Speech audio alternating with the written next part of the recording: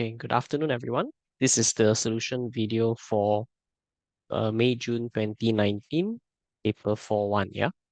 So for those who are looking for solutions for these questions, I'm doing the questions starting from question number 1 all the way to until the last question. So if you are looking for a specific question, please refer to the timestamps given. If not, then you may watch through the entire video. So I will be doing the questions in quick succession. So I will not be having any pauses in between. So if you're trying to look for a certain solution or you're trying to get down some working, please make sure to pause the video so that you can get some time to get the workings done. So without further ado, we shall start. So starting from question number 1. So in question number 1, we have a transformation question where they ask us to translate E by the vector -1, 6. So in this case, we know that this is a vector transformation. The number above represents the horizontal transformation, whereas the number below represents the vertical transformation. So we see the number above is -1, so we will move to the left by by 1. And for the vertical transformation, it's +6, so we were going to move up by 6. So if we take the shape as a whole from here, so we can see that if I take a point here and I move this point to the left, I move 1, and then I move by 6 upwards. So 1, 2, 3, 4, 5, and 6. So at this point here, what I have is that I will have one of the points, and from there I can actually just draw out what I need. So I'm going to just continue to draw. So it stretches across by 1, it goes down by 2, and stretches across by 3, and finally the diagonal connects that together, and this would be our T prime, right? Or if you want to label it, you can call this as they asked us to label the image as A, yeah? So we're going to call this A. So that's for question number 1. So in question number 2, they asked us to rotate the shape T about the point 53 through 180 degrees. So we can just label the point first. I'll do this question in green. So the point is given to us is 53, which is precisely at this point here. And we are looking to rotate it 180 degrees. So 180-degree rotation is basically you are just turning the shape twice, 90 degrees, then you end up in a certain way. So if you can imagine it, it will end up basically looking like this. Since this is our center of rotation, the shape should point in this direction, right? So we will get this. So this image is labeled as B. And that's done, right? So in part 3, describe fully the single transformation that maps shape A onto shape B. So you notice that A to B, there is a certain transformation as well. We can see that it is a rotation as well because they change orientation. So usually when you change orientation, it is a rotation. So first of all, since we know that in part 3, it is a rotation, we want to describe, right? So in the description of a rotation, there are 3 main points. Basically, what is a transformation? We call it as a rotation.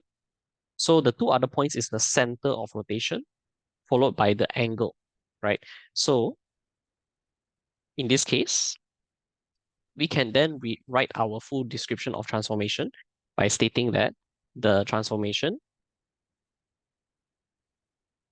is a rotation 180 degrees.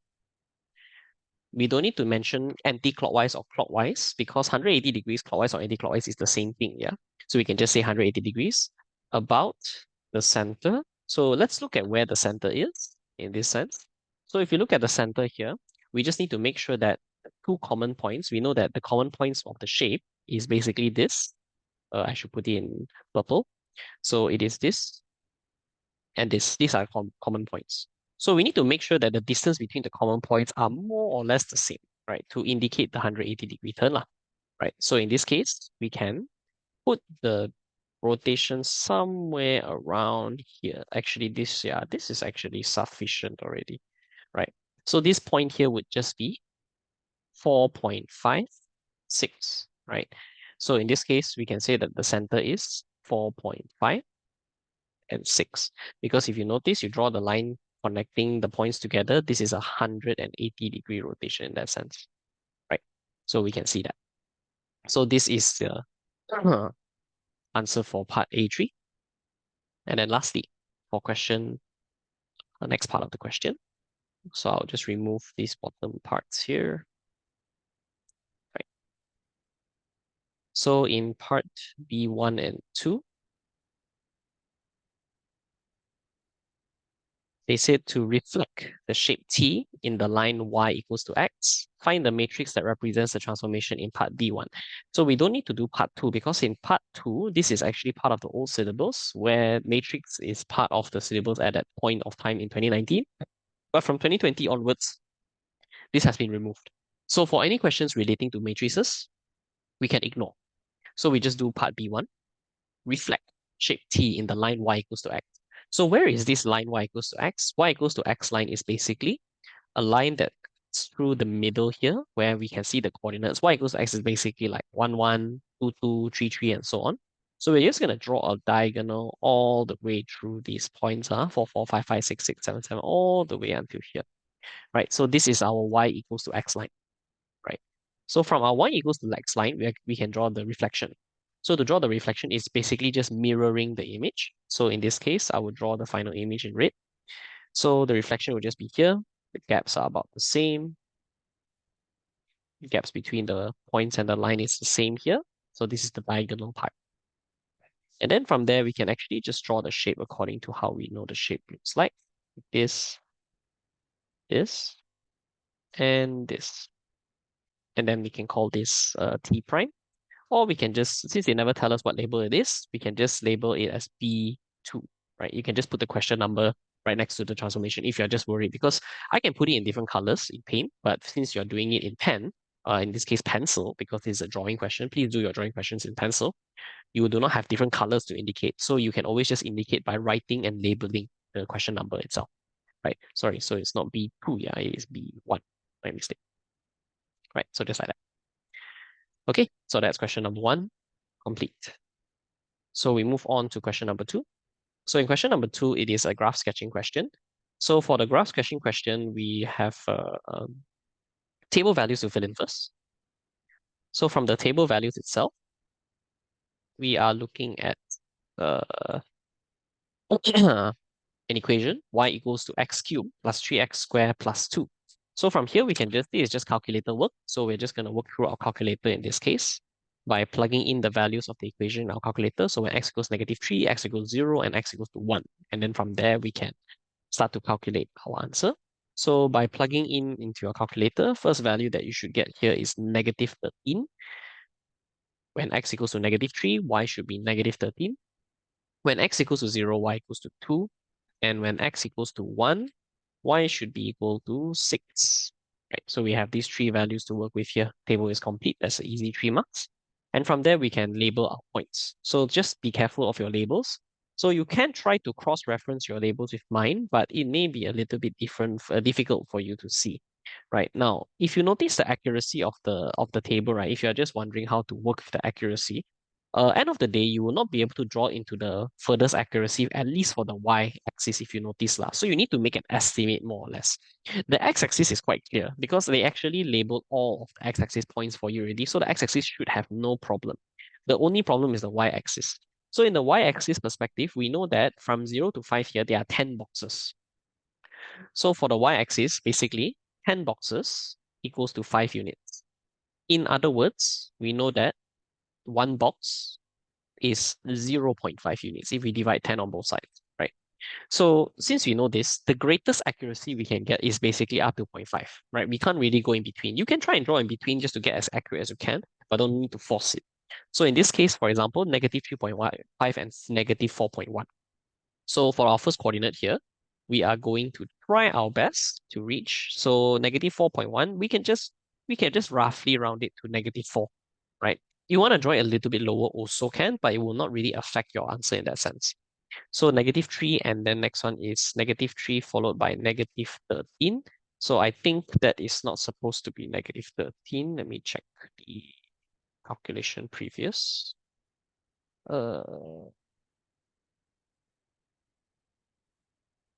So it's -27 plus 3 times 9 plus 2. Sorry, it's 2. Sorry, not -13. Yeah. So they should be 2. Right? So from here, x equals -3, y equals to 2. So we will take 1, 2, 3, 4.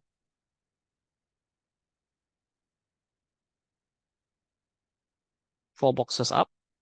So the next point is negative 2.5 and 4.1. Sorry, 5.1. So negative 2.5, 5.1 would be somewhere around here. So negative 2.5, 5.1, right about 5 here. And then we have negative 2.6. So just another 2 boxes above.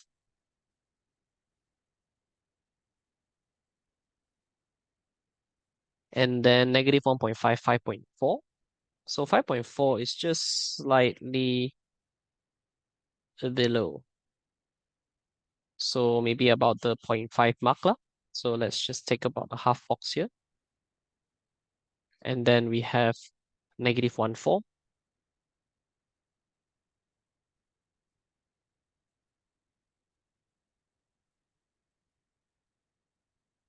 And negative 0.5, 2.6. So we have 1, 2.5 here. 0, 2.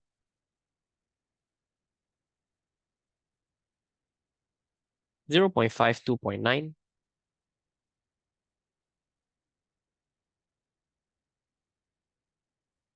1, 6.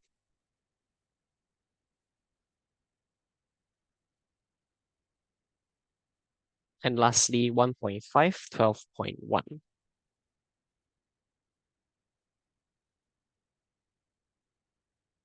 Right. Okay, so we can see that it has roughly the shape of a cubic, and it does make sense also because this is a cubic graph. So let's try our best to connect. My drawing will not be so accurate because I'm using a tablet and pen, so it's not really as good as my freehand because I'm not very good at using the tablet to draw graph. So, but on your end, you should try to be as smooth as possible. So, and try to connect all of the points. So in terms of the smoothness for my end, you notice the first part is a little bit off already, but it's all right. The idea is that for you guys, you can correct your ones a little bit easier. So I will not waste time on correcting mine. So please make sure to intersect our points, and the graph should look something like this, right? At the end of the day. So this graph will help us to solve the remaining 3 questions of this particular question.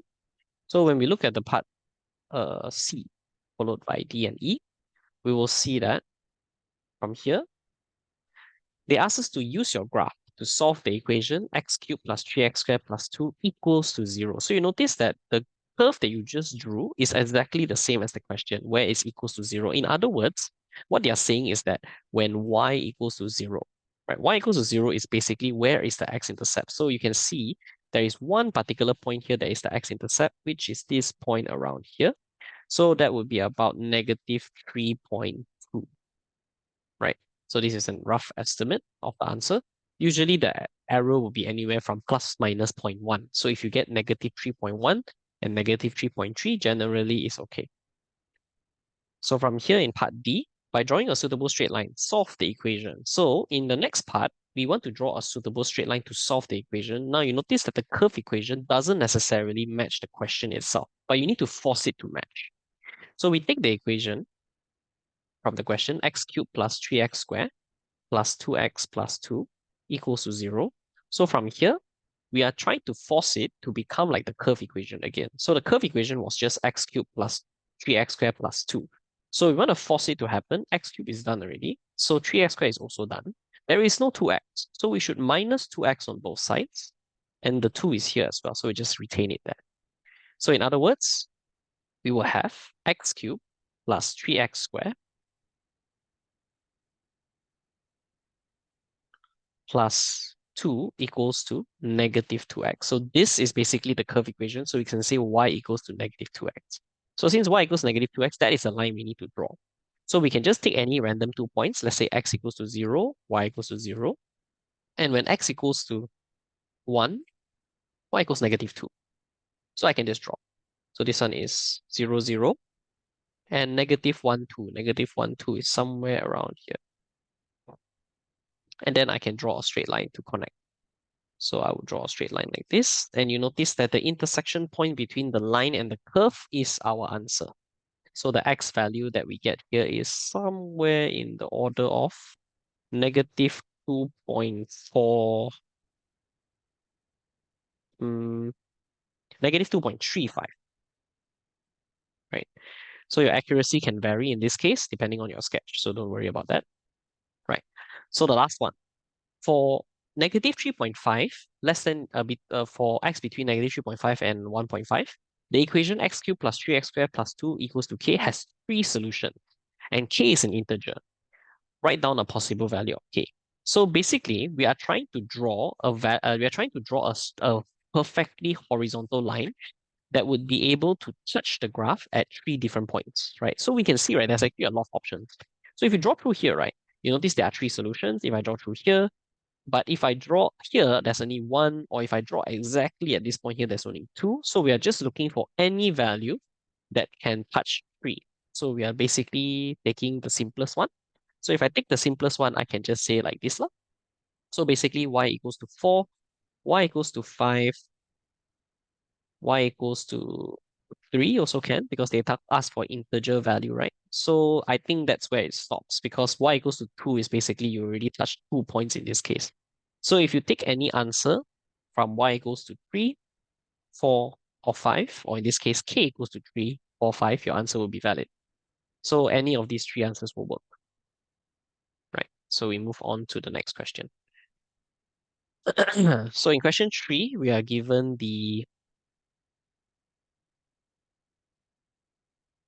a very interesting shape of a field in kind of a shape of a pentagon, I guess. So the diagram shows a field A, B, C, D, E. Calculate the perimeter of the field, right? So we have some measurements out already. We know AE, we know AB, we know BC. We just don't know what is ED and BC. So conveniently, they are both a part of a right angle triangle. So we can find these two using Pythagoras theorem very quickly. So in this case, ED would simply be the square root of 120 square plus 50 square, and then we can square root them. So just doing that calculation really, really quick. So that would be 130 meters. So this for part A done. Not part A done, sorry, part ED done. So now we go to DC. So DC will be 170 square minus 150 square root, using Pythagoras theorem again. So from here, we will get 80 meters. So that is part A complete. So after part A, we look at part B, where they ask us to calculate the angle of ABD. So calculating the angle of ABD in this case, we are looking at this particular angle here. And you notice that this angle is inside one of a set of triangles. This is a scalene triangle. So all the lengths are different sides. Sorry, all the sides are different length, and also all the angles are different. So we can use our triangle rules. So for B, we will take cos rule in this case, because we have three lengths and no angles, right? So cos rule is the most suitable in this case. So we can just take our three lengths, because this length and this angle are connected to each other. So we can say 120 square equals to 150 square plus 100 square minus 2 times 150 times 100 cos of the angle ABD, right? So we can just do our calculation here. What you can do is that you can calculate these three values separately first, and then you can then operate them as per usual. So 14,400 for 120 square. 150 square plus 100 square would be 32,500. And then 2 times 150 times 100 would be 30,000 cos ABD. Right? So just operating it, making cos ABD the subject, what you end up with is that it would be 14,400 minus 32,500, whole thing divided by negative 30,000. So from here, we will have angle of ABD would simply be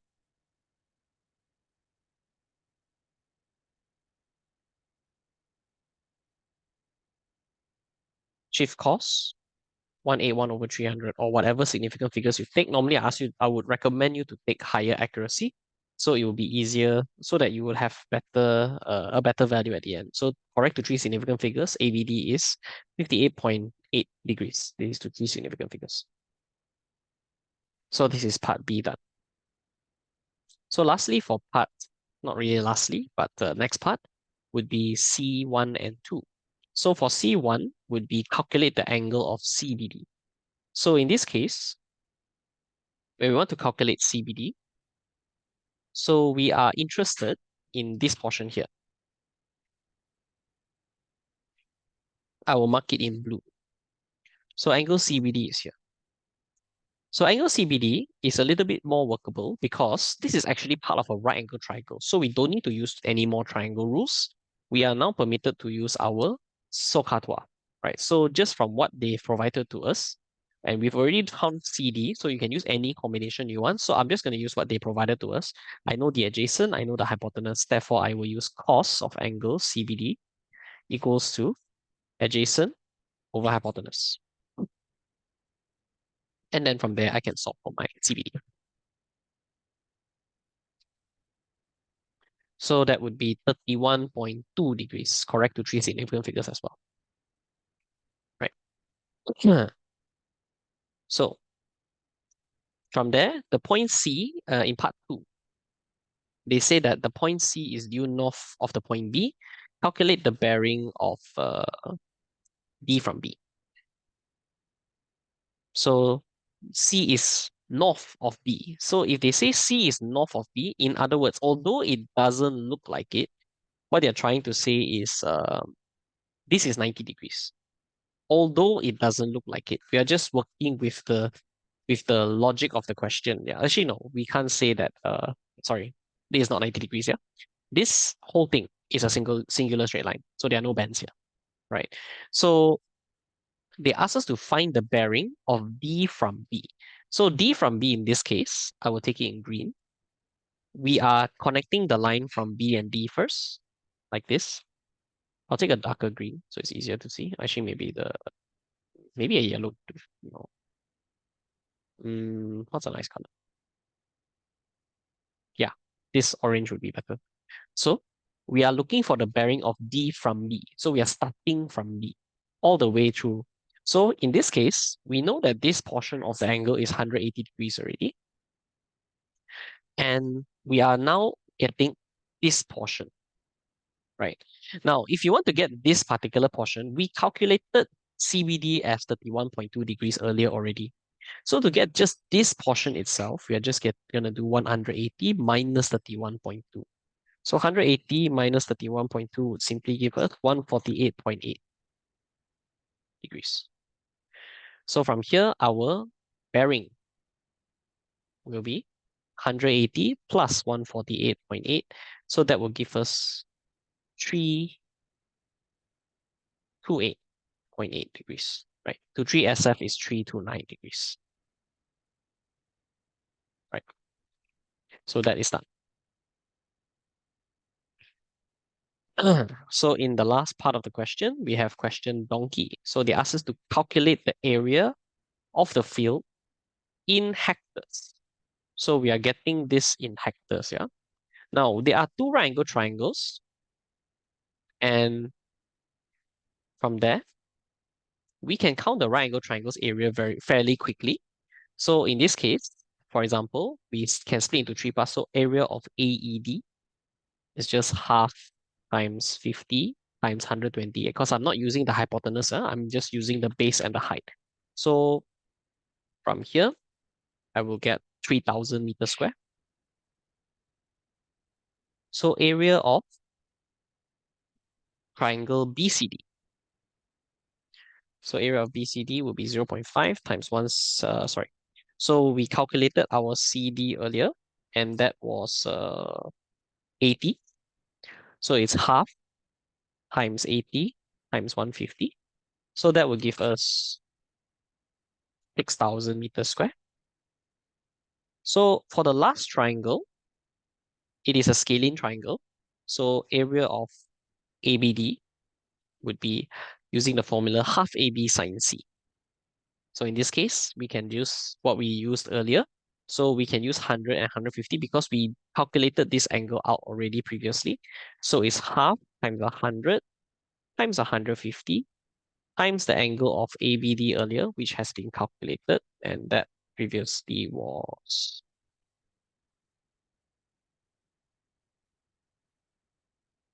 58.8 degrees, yeah? So we did 58.8. So from here, it would be 5983.458, right? So I'm taking so many decimals because I'm not done yet. We are still working towards the conversion, yeah? So the total area in this case would be 3,000 plus 6,000 plus 5983.458.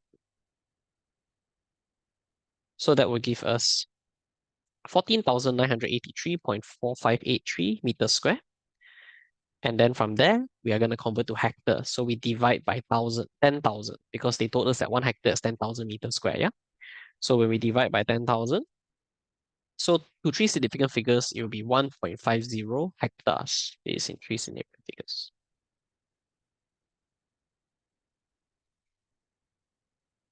Right, so that's finished. So moving on, we go on to question number 4. So in question number 4, it is a statistics question, statistics analysis. So this one should be easy marks for all of you. So please check you can, if you're still not sure how to do, please listen carefully. So in this case, they ask us to find all of the basic calculations that we know: range, mode, median, and mean. So we start from the range first. Now, in this case, if they didn't arrange it in order for you, right, I would just recommend you to arrange in order from the get-go because it's just easier that way. So there are 1, 2, 3, 4 21s, and there's 120 as the smallest number, yeah? So, oh, sorry, there are 5 21s. So 1, 2, 3, 4, 5. So 20, 21, 1, 2, 3, 4, and 5. And then for the next number, that will be 22. That's 122. And then there are 1, 2, 3, 23s. And then 24. That's 124. 125. 126. And finally 127. Right? So from here, we can calculate our range fairly easily. So our range would simply be the highest minus the lowest. 27 minus 20, our range is 7. That's 7. So the mode is the highest, the number that occurs the most frequently. So we can see that it is 21. So no need to do any calculation. Just from arranging, we can tell. So our median is the middle number. So there are 14 students. So the shortcut through it is that you just basically need to do 14 plus 1 divided by 2. So that will give us about 7.5. So 7.5 is basically where our median is. So we can calculate there are 1, 2, 3, 4, 5, 6, 7, and then we stop here. There are 7 people here, and there are 7 people here. So our median would be stuck in the middle here. So our median would simply be the number between 22 and 23, which is 22.5. And finally, our mean would just be taking all these numbers together and dividing by 14. Right? So it will be 20 plus 21 plus 21 plus 21 and so on and so forth, all the way until 27 divided by 40. So that would be, let me just get that out real quick. So that will be 318 over 14, and that is done. And it'll be 22.7, correct to three significant figures. Right? So in part 2, a student is chosen at random. Find the probability that this student has a test score of more than 24. So more than 24 means there are basically 3 people that have scored more than 24, and there are 14 students. So straight away, it's just 3 over 14, cannot simplify any further. Right? And that's it for part 2. So in part B, Petra records the score in the test she takes. The mean of the first n scores is x. Mean of the first n minus 1 score is x plus 1. Find the nth score and so on and so forth. I think we don't need this anymore. Just going to erase. So find the nth score in terms of n and x. Give your answer in simplest form. So this is just working with the formula. So we are taking mean as x. So how do you count the mean? The mean is the total over the number of tests she takes equals to X if you agree with that, right? So in this case, what we're trying to say is that in mean calculation, we call it as the summation of X over N, where we say X, summation of X is the total of something, of a quantity, and then N is the number of quantities, right? So if let's say you took your total score is 100 and then you took 2 tests, so it's 100 divided by 2, your average is like 40 lah, right? Sorry, 50 lah in that sense. So in this case, what we're just doing is that we're just creating the formula first. So the total is written as summation X. So summation X over, I can just say summation X is fine. Over N equals to X lah. Right. So in other words, the total score is Xn in that sense for the first set of values. So in the next set of values, the mean of the first N minus 1 scores is X plus 1. So the mean now is X plus 1. So our summation X would divided by, there's N minus 1 scores now, right? So we say divided by N minus 1 equals to X plus 1. So our summation X in this case would be X plus 1 times by N minus 1. So we will have Xn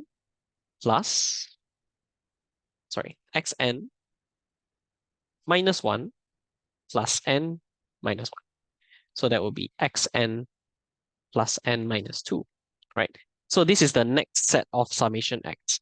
Now, just be very careful that this is the N minus 1 scores for this portion.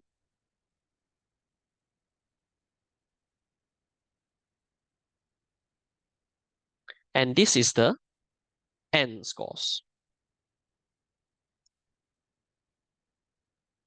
right? So they ask us to find what is the nth score. So the nth score, if you think about it, if I took this N scores minus N minus 1 score, I should get the N score. So what do I mean by that? What I'm trying to say here is that let's assume I know the first 10 scores, right? Let's say I know scores from 1 to 10. So let's say this is score number 1, score number 2, all the way until score number 10, right? Now, let's say I find the total of this. I total it up, yeah? I will get a certain value, right? I'll get an answer. Now, if I took, instead of taking the first 10 scores, now I take the first 9 scores. So like 1 till 9. So if I count the total of the first 9 scores, I will get another answer as well, right? Now, if I took this total, let's say I call this X, and then I call this Y. So if I took X minus Y, I will get the 10th score. Do you agree? Because what I'm doing is that I am taking the first 9 scores and I'm subtracting with the first 10 scores. So what I'm left with is that you notice that this portion cancels each other out and I'm just left with 10 scores. So the same thing applies to the N scores and N minus 1 scores. Because N scores basically means maybe first 10, first 20, first 30, but N minus 1 would be if N is 10, then N minus 1 will be 9. If N is 20, N minus 1 will be 19. If N is 30, N minus 1 will be 29, and so on and so forth. So in other words, my N scores in this case, my Nth score in this case would be Xn minus Xn plus N minus 2. Sorry, this one is, I did a small mistake here on the calculation. So this would simply be Xn minus X, yeah? So end of the day, the equation is Xn minus X plus N minus 1. So that would be Xn minus Xn minus X plus N minus 1. So we have Xn minus Xn plus X minus 9 and minus N plus 1. So the Xn's cancel each other out. So the final answer is X minus N plus 1. This is our nth score in terms of N and X. Right, so don't worry, if you're still not sure how to do this, please take this note down, and then when I come back, I will review the question again and we can discuss one more time. Right. So the next part is question C1. So in question C1, we have midday temperatures recorded in Zford, right? And they gave us a couple of the temperatures in ranges, and they asked us to find the mean. So this one is pretty basic. You guys should know already. From here, we will find the midpoint first. So the midpoint here is 5, 12.5, 17.5, 22.5. And lastly, what is this midpoint? 30, yeah. Right. So we want to calculate the estimate of the mean. So we will take 5 times 50 plus 12.5 times 85 plus 17.5 times 100 plus 22.5 times 120 plus 30 times 10. And I'll take the whole thing divided by the sum total of the days. So it's 50 plus 85 plus 100 plus 120 plus 10. And then I will count the total in this case. So I'll just count that real quick. So you guys can count it too. So we have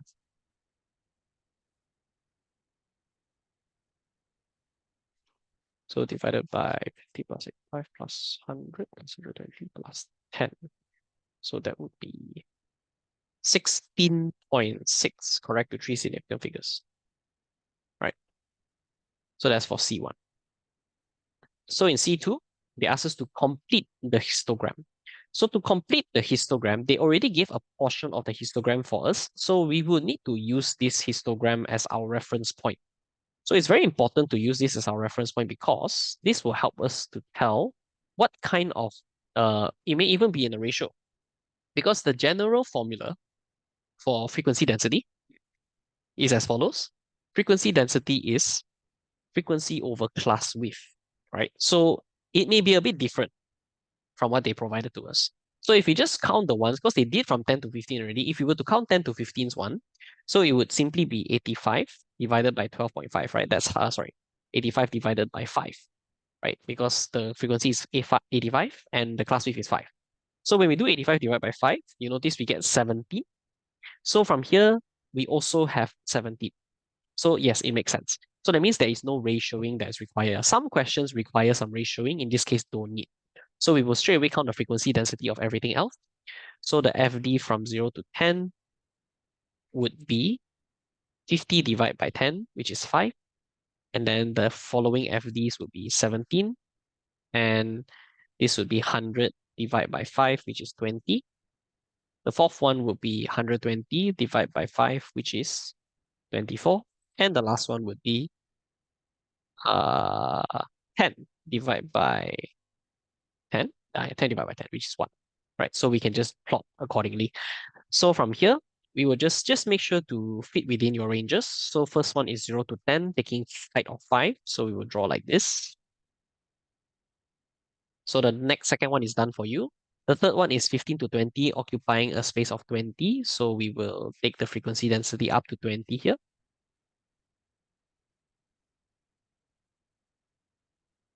And then next one will be 20 to 25, occupying a space of up to 24. So we stop at 8 boxes.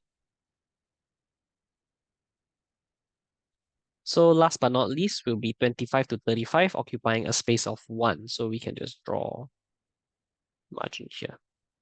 Right, and so this is how your frequency density diagram should look. Okay, moving on to question 5. So in question 5, we have the next portion, which is surface of a garden pond formed by two rectangles and one rectangle, two semicircle. Calculate the area of the surface. So we can go very simply calling this A, B, and C.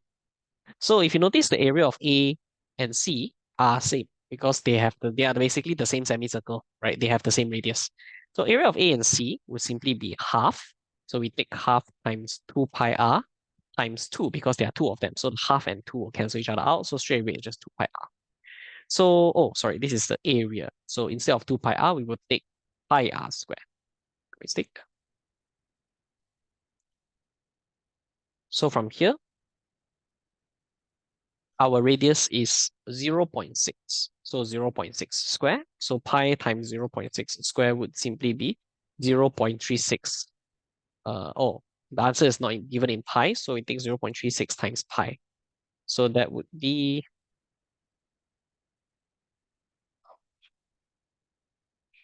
1.13 in 3 significant figures. So that's sufficient. So from here in B, they said the pond is a prism and the water in the pond has a depth of 20. Calculate the number of liters of water in the pond. So this is since this is a prism, this is the surface, so it goes all the way downwards. So since we already counted the surface area at the top, counting the amount of volume it can take is very simple because this is technically the cross-sectional area already. And then we counted the surface, now it's going downwards by 20. So we just need to recalculate, but be careful, the depth is 20 cm. So we have to do a bit of conversion for B first.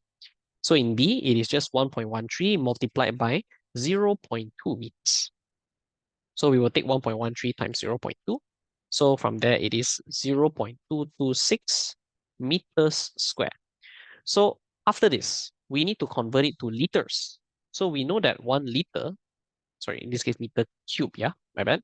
So 1 liter is 1000 cm cube. So to make it easier, you should convert this to cm cube first. So it will be 0.226 times 1 meter is 100 cm. So it'll be 100 to the power of 3 because it's a volume. So 0.226 times by 100 to the power of 3. So that would be 226,000 cm cube.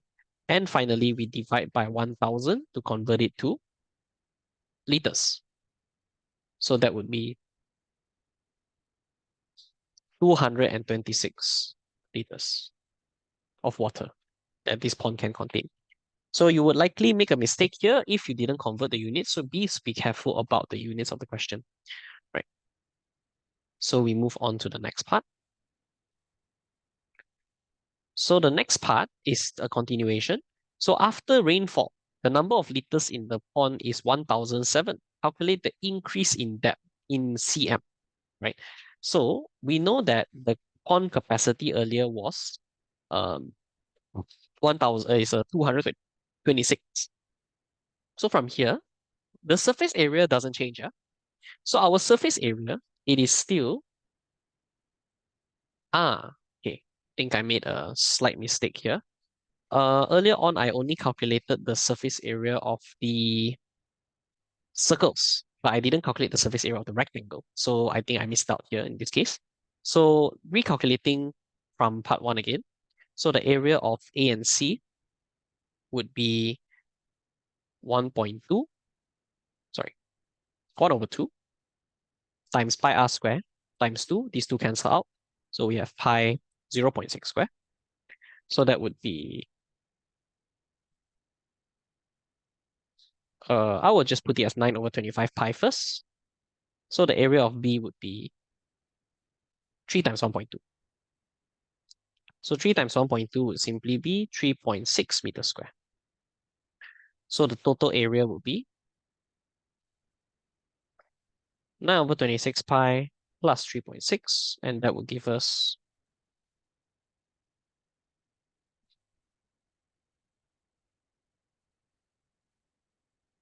4.69 meters square, right? So this is for A, and then part B, we count the volume. So the volume has changed to become 4.69 times by 0.2.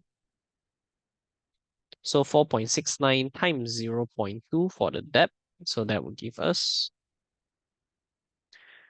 0.938 meters cube, converting it to cm cube, multiplying by 100 to the power of 3. So that would be 938,000 cm cube, and then converting it to liters by dividing 1,000. So we divide 1,000, so that is 938 liters, right? So now we want to see the increase in depth. So increase in depth basically means increase in volume, right? So if we find the volume difference, because the volume, the liters, the current amount of water the pond is having now is 1007.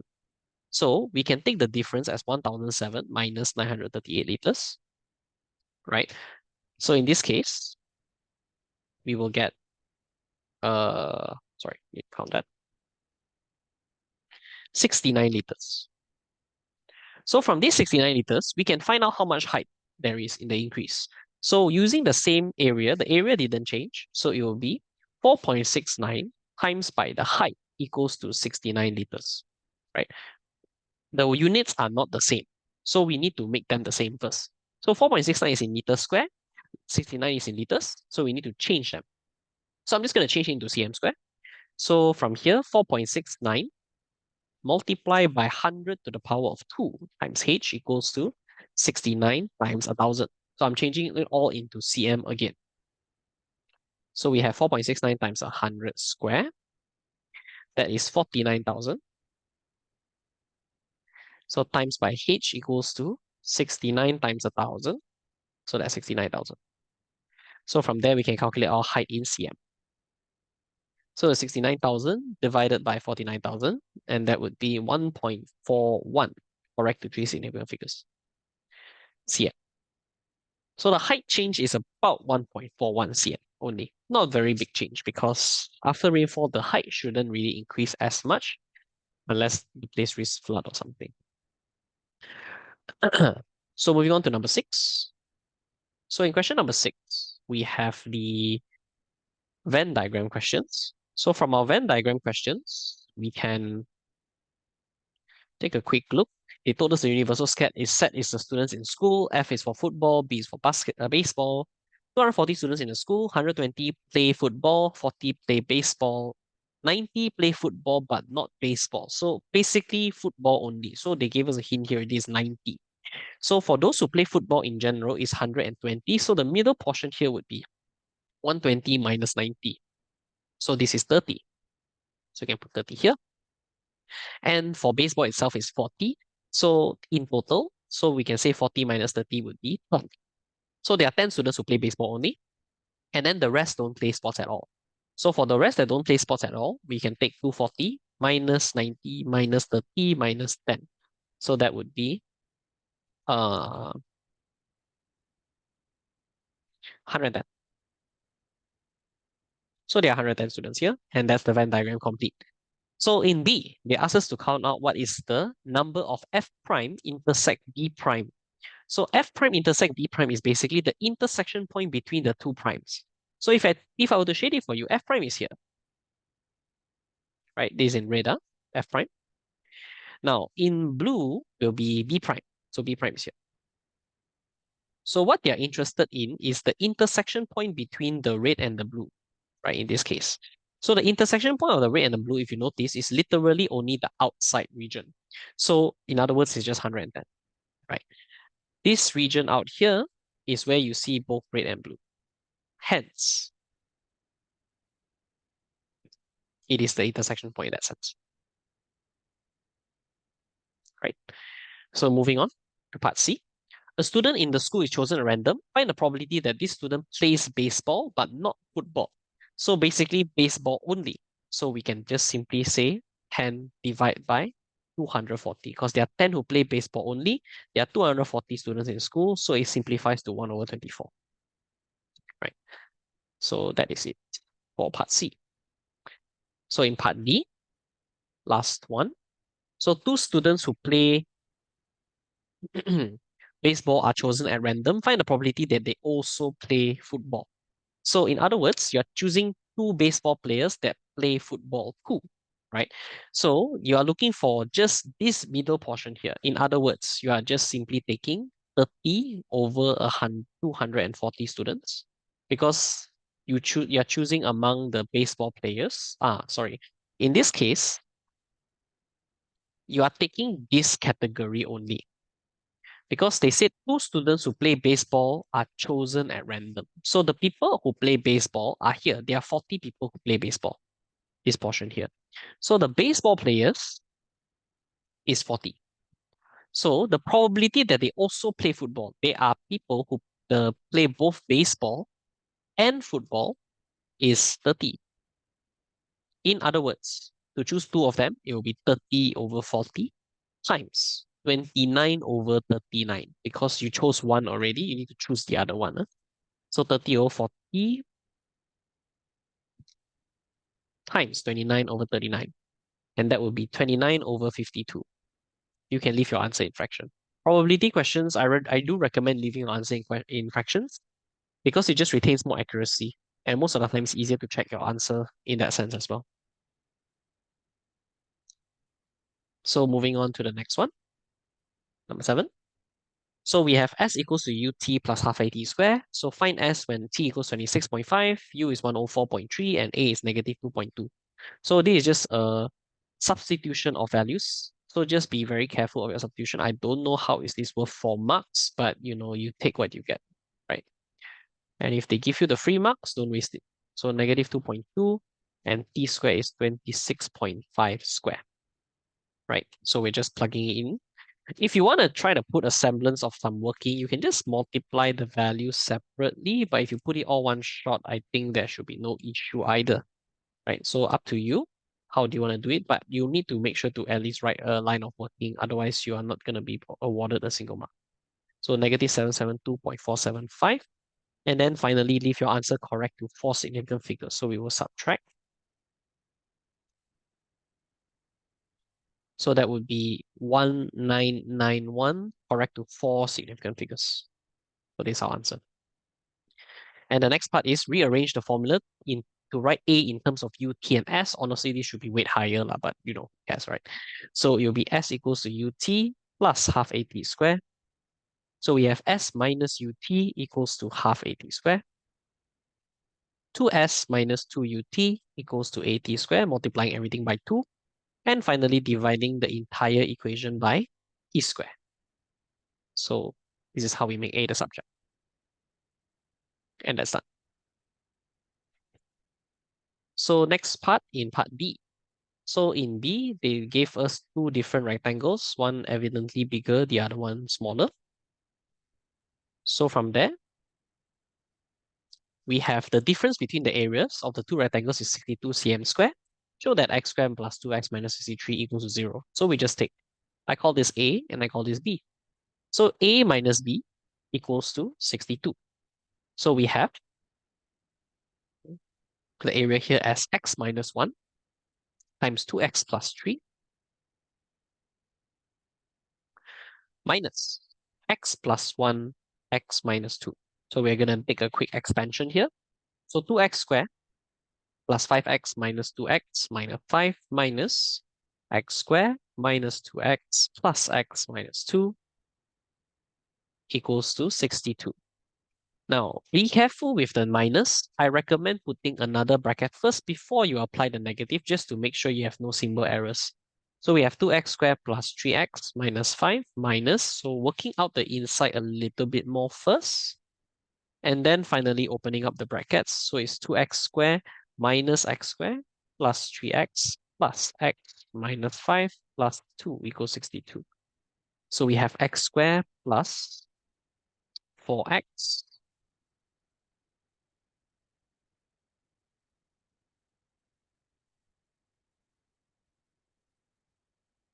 minus 3 equals to 62. I think there may be a bit of an error here. So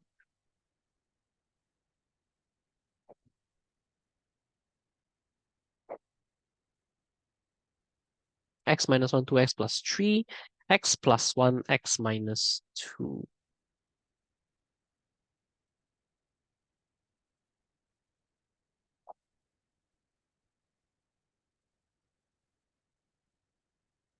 Mm,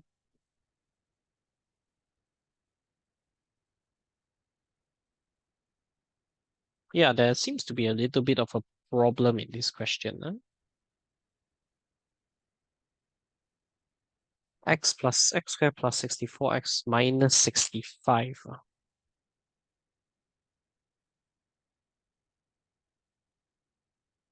That's a little bit odd.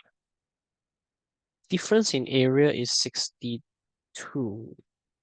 X minus 1, 2x plus 3. Oh, right. Sorry. I myself wrote this wrong. That's my mistake. So let me correct that.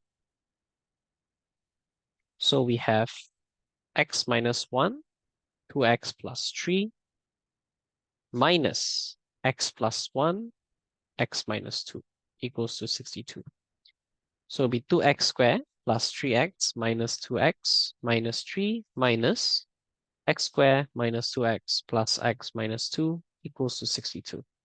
So we have 2x squared plus x minus 3 minus x squared minus x minus 2 equals to 62. So from here, 2x squared minus x squared, opening the brackets, plus x minus 3 plus 2 equals to 62.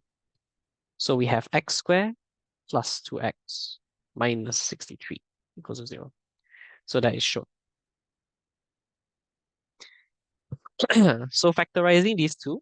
So factorizing means to write it in double brackets. So if you use the cross method, we can just do it really quickly. So x squared plus 2x minus 63. So this would be x and x. And the bottom two would be 9 and 7. So the negative can be here to make sure that we get a negative, get positive 2x. So we just check. So x times negative 7 will give us negative 7x. X times 9 will give us positive 9x. So 9x minus 7x is positive 2x. So that would mean that these two will serve as our double bracket. Now, if you're not sure about this method, you may just use the calculator and make sure to work backwards. So if you use your calculator will straight away give you x equals to negative 9 and x equals to 7. So just reverse calculate them. And these two act as your double bracket. So it'll be x plus 9, x minus 7. This is sufficient as well, right? You will get the same thing. So from here in part 3, so solve the equation to find the difference of the perimeters of the two rectangles. So we are just solving for x, which we have technically done earlier already. We know that x equals negative 9, x equals 7. We will definitely take x equals 7 because lengths can't be negative. So from here, we have answer x equals negative 9, x equals to 7. This is rejected, right? So we are going to take x equals 7. So according to our dimensions, we know that for A, the rectangle would be, this is 7 minus 1, which is 6. And this is 14 plus 3, which is 17. Whereas for B, this is 7 minus 2, which is 5. And 7 plus 1, which is 8. So the difference in parameters is perimeter of A would be 6 times 2 plus 17 times 2, which is 12 plus 34, 46. Perimeter of B would be 8 times 2 plus 5 times 2. So that would be 16 plus 10 would be 26. So finally, the difference is 46 minus 26, which is 20 cm. So let's finish. So moving on to question 8. So question 8, we are looking at the prices of, seems like all are percentage change questions. So in question number 8 for percentage change, we say the price of a book increases from 2.5 to 2.65, calculate the percentage increase. So percentage change is always we will usually take the new minus the old, divide by the old times 100. This will give us a percentage very, very easily, right? So we will take 2.65 minus 2.5 divided by 2.5 times 100. And that will just give us our percentage change. So that would be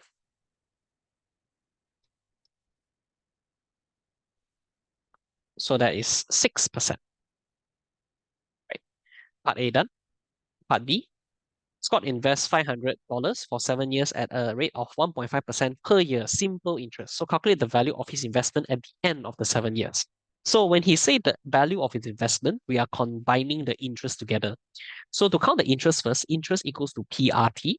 So it is the principal 500 multiplied by the rate in percentage in decimals. So 1.5 divided by 100 and the time of 7 years.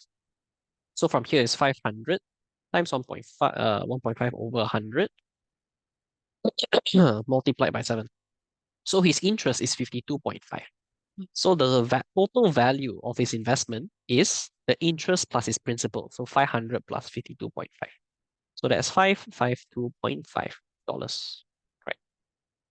So in C, in a city, the population is increasing exponentially at a rate of 1.6% per year. Find the overall percentage increase at the end of 20 years. So they are looking for percentage increase. We don't have to find a specific value. So what we can do is that we can just do it in terms of t first. So exponential increase will be compound interest. So your compound interest is p1 plus r power of t. We don't know what's P, it's okay. So we have 1 plus 1.6 over 100 to the power of 20. So we can count from here. So we have 1 plus 1.6 over 100 to the power of 20. So that is 1.3736. Now, this is the P. Now, this is how much is the population after 20 years. So 20 years before, or at the beginning, the population is P. In other words, we can do a percentage change formula again to calculate. So it's 1.376736 P or minus P, whole thing divided by the original, which is P, times 100. See, we can use the same formula. Because at the end of the day, 1.3736 P minus P is just literally 1.3736 minus 1. So it will be 0.3736P over P times 100. And you notice that we can get the percentage very quickly here. So that is a 37.4% increase in three significant figures. Right. So even though they didn't give us the principal, we can just still see the percentage increase because we can cancel out P through this calculation as well. So moving on to donkey. So in donkey, population of a village is 6,004. And they asked us to calculate the population is decreasing exponentially at a rate of R% per year. After 22 years, the population will be 2,607. Find the value of R. So this question, we can use the formula again, P1 plus R power T. This time it's equals to 2607. So our principal is 6,004. Our rate is R, and our T is 22. So we can actually solve for this, where we can just make R the subject. So both sides going to divide by 6,400, trying to make R the subject. So it'll be 1 plus R to the power of 22 equals to 2607 divide 6,400. I'm not sure if these are divisible or they're not divisible, so it's okay. So from here, to get rid of the power 22, we can use 22 root. So we 22 root the equation on both sides, and let's see what we get from there. So we will get a pretty long decimal. So 1 plus R equals to 0.959, basically 0.96 lah, because there's so many nines to go. So about 0.9600. So we can solve for R in this case. So R equals to 0.96 minus 1, which is negative 0.04. Now, the answer cannot have negative in it. We are just looking at the rate, yeah? So negative 0.04 means that the value is dropping. We already know it's a decrease. However, your final answer needs to be positive because you're asking for the percentage decrease here. So 0.04 times 100 would be 4% decrease. Right? So be careful not to write negative, because if you write negative 4%, don't write the word decrease, because the question already said decreasing exponentially. This is where the negative is at already. So if you put another negative there, you are cancelling it out. So better just write it as 4%, right, in this case. So that's done for question donkey. So starting from number 9 will be our functions portion of the paper. So for our functions portion, we have F, G, and H. Find GH2. So for A, we are just simply doing what we have, using what we have. So G, we are going to isolate H2 and plug it in. So it'll be G, 3 to the power of 2. So it'll be G9. So from G9, we can plug it in again. So 9 power 2 plus 1. So that is 82. So part A done really quickly. In part B, we want to find the inverse of F. So we have Fx equals to 7x minus 2. We let y equals to 7x minus 2. And we reverse the process by making x a subject. So it's y plus 2 over 7. So F inverse x equals to x plus 2 over 7. That's done for B. So in C, ggx equals to ax power 4 plus bx squared plus c. Find a, b, and c. This is a comparison question. So ggx, it is placing g into g. So it's g x squared plus 1. And then plugging it into g again. So that would be that would be x squared plus 1 whole thing square plus 1. So in other words, it is x plus 1 times x squared plus 1, right? Plus 1 at the end. So we are just double expanding. So I will just use my shortcut here just to get it out real quick. So we have x power 4 plus 2x squared plus 1 plus 1. And that would be x power 4 plus 2x squared plus 2. So comparing it with the values they provided to us, ax power 4 plus bx squared plus c. Therefore, a is 1, b is 2, and c is also 2. So moving on to donkey. So in donkey, they ask us to find out what is the value of find x when hfx equals to 81. Okay, so I'm just going to make it a bit bigger here so I can cover and then delete this part. So in donkey, we have hfx equals 81. So hfx equals to 81. So we have hfx isolated equals 81. So h 7x minus 2 equals to 81. And we put f into h. So it's 3 to the power of 7x minus 2 equals to 81. Now, you will notice that this one is a bit problematic because you have something 3 to the power of 7x minus 2. How to count, right? It's impossible.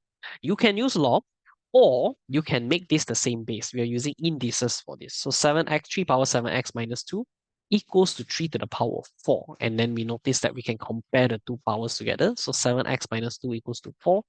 7x equals to 6. X equals to 6 over 7. Now, if you're lazy to convert it into power, you may also use logarithms. So from this line onwards, you can use logarithms where we say 3 power 7x minus 2 equals to 81. 7x minus 2 equals to log 381. 7x minus 2 equals to 4. So 7x equals to 6, x equals to 6 over 7. You will get the same result regardless. Right, so I would recommend you to use the orange one because you don't really work with log as often, but you are okay to do either or. No problem there. Right, so for our last couple of questions, so we are moving on to the last bit already.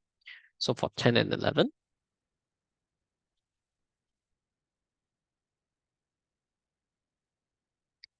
So moving on to number 10 first. So we have the volume of each of the following solids is 1000 cm cube. Calculate the value of x for each of the solid, the cube with side length x cm. So in this case, for volume of cube, all the lengths are x, so it's x power 3. So 1000 equals x power 3, x equals to 10 when we cube root both sides. So A is done. In B, sphere radius of x cm. So the volume of sphere is given to you already, 4 over 3 pi r cubed. From here, we are taking it as 1000 as well. So 1000 equals to 4 over 3 pi x cubed. So we're going to make x the subject. So x cubed equals to 1000 whole thing divided by 4 over 3 pi. And then you cube root that answer. Right, just to get it as accurate as possible, yeah? So from here, we will get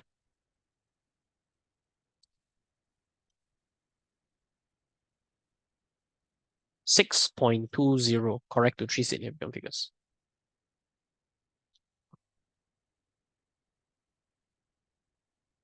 So next one for our part C.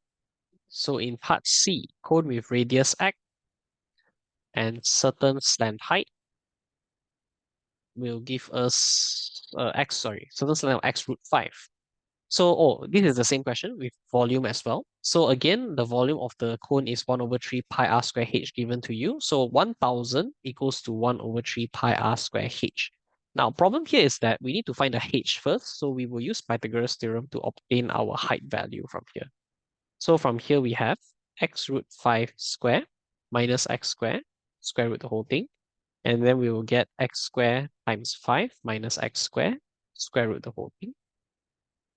So that would be square root of 5x squared minus x squared, which is square root of 4x squared, simplified to 2x. So from here, that is our height, and we have our radius. So we can calculate. So from there, we will have 1000 equals to 1 over 3 pi, radius is x squared, height is 2x. So we have 1000, or in other words, 3000, 2x cubed pi. So we have x cubed equals to 3000 over 2 pi, and then we cube root both sides of the equation to get our answer. So we have 7.82 cm correct to three significant figures. So that's done. For C. And then we move on to donkey. Another one, however, prism form. So the volume is still 1,000, but they gave us a prism. So volume of prism is not given to you. You need to remember this. So volume of prism is 1/3, or we can say cross-section area multiplied by length. So our cross-sectional area here is a triangle. So how we know the cross-section is a triangle is because if you were to cut in this particular direction, you will notice that a triangle appears every single time. So we need to find out what is the area of this triangle first. So the area of the triangle is half times x/2, the height times the base they've already provided to us. Half times x/2 times x, that will give us x²/4. And the length is 27x/2. So straight away we can count. So it's x²/4 times 27x/2. And that is equals to 1,000 cm3. So 1,000 equals to 27x³/8. And it will be, from here, we can multiply both sides by 8, divide both sides by 27, and then cube root both sides of the equation. So from here, we will get x is 20/3. You may leave your answer in. This is just to retain the accuracy, but if you want to write it in decimal, make sure to write to three significant figures. All right. So finally, to our last question in this paper, it's question 11. So quite a lot of information to work with here. Let's see what you're looking at. So from here, Brad traveled from his home in New York to Carbonics. I don't know what's that. So he left his home at 4:30 or 16:30 and traveled by taxi to the airport in New York. This journey took 55 minutes and had an average speed of 18 km per hour. Sure, let's just listed that down first. So your average speed is 18 km per hour, and the journey time is 55 minutes.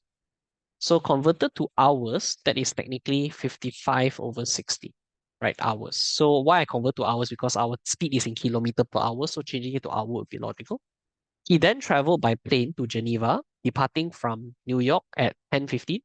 The flight path can be taken as an arc of a circle of radius 6,400 km with a sector angle 55.5 degrees.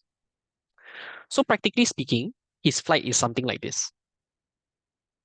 He is flying from New York to Geneva, and it makes an arc line like this. Very simplified, super simplified version. The angle is 55 degrees, and the radius is 6,400 km, right? And Brad arrived in Geneva at 11:25 the next day, right? Geneva is 6 hours ahead of the local time of in New York, right? So he arrived in Geneva at 11:25 the next day, right? So in other words, if he left New York at 22:15 and then he reached Geneva at 11:25 at their local time. In other words, we can find, technically speaking, in New York time, he practically reached 6 hours earlier because Geneva is 6 hours ahead. So 6 hours in front. So in terms of New York time, 6 hours before 11:25 would be 0525, right? So practically speaking, we know that he departed at 10:15 at night. He reached 11:25 in the morning in Geneva, but in New York time, it is 5:25 in the morning. So the difference between these two times would be our time. So the time of his journey, in this case, would be 10:15 p.m. to 5:25 a.m. So to make a simple calculation, you go from 10:15 p.m. to midnight, that is 1 hour 45 minutes to midnight, right? And then to 5:25 a.m., you add another 5 hour and 25 minutes, right? This is just to make it simpler to count. So in totality, we will take about 7 hours and 10 minutes after adding these two together. right? Cannot really use calculator for this because calculator goes out to 100. So 1 hour is only 60 minutes. So you do need to kind of roughly brain it out a little bit. So the journey is 7 hours and 10 minutes. And the distance of the journey, we can count as well. So the distance I'll do in blue, it would be 55.5. Basically, is arc length of circle. So 55.5 over 360 times 2 pi 6,400. So that would be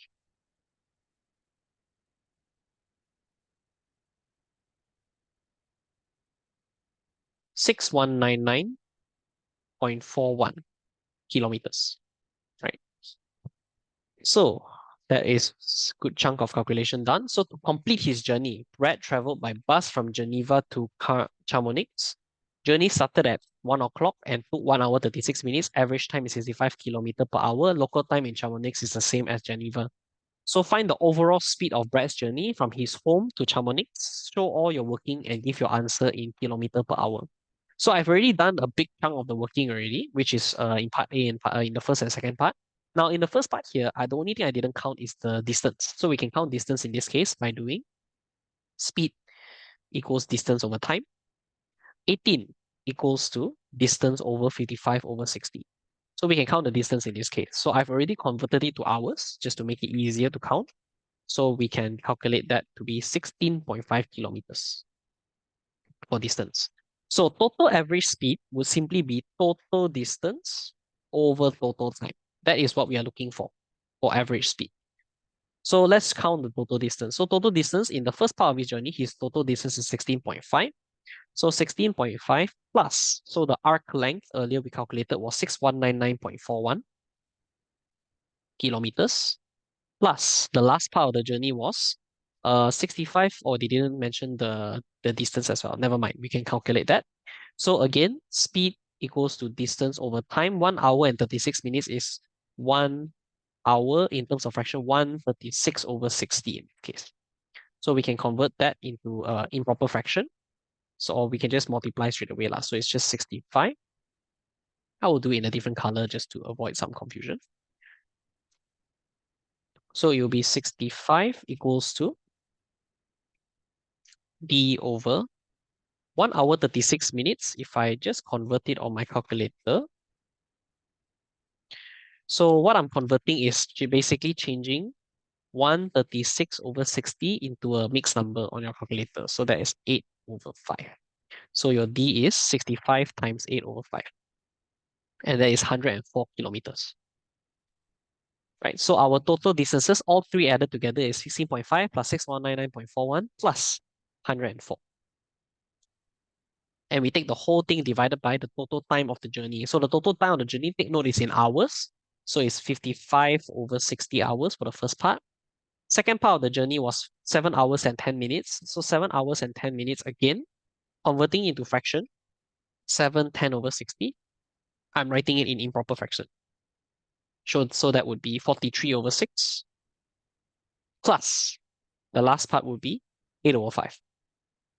So if I were to calculate the top and bottom values, that would be 6319.91, whole thing divided by 85 over 60 plus 43 over 6 plus 8 over 5. So that would be 581 over 60. So we will take 6319.91 divided by that, and that would simply give us 652.66 kilometers per hour, right? So that is pretty quick. Much quicker than I anticipated, actually. So average speed. Yeah, I guess the time is compensated by the plane journey. The plane journey covers a lot of distance quite quickly, so he is quite fast due to the plane journey. Right. So that is how we answer the question for question 11. So that is all for this paper. I will see you guys for the next paper. Good luck. And if there's any mistakes or any problems with the working I may have made, don't worry. We can always discuss again when I come back. Right. So I'll see you guys soon.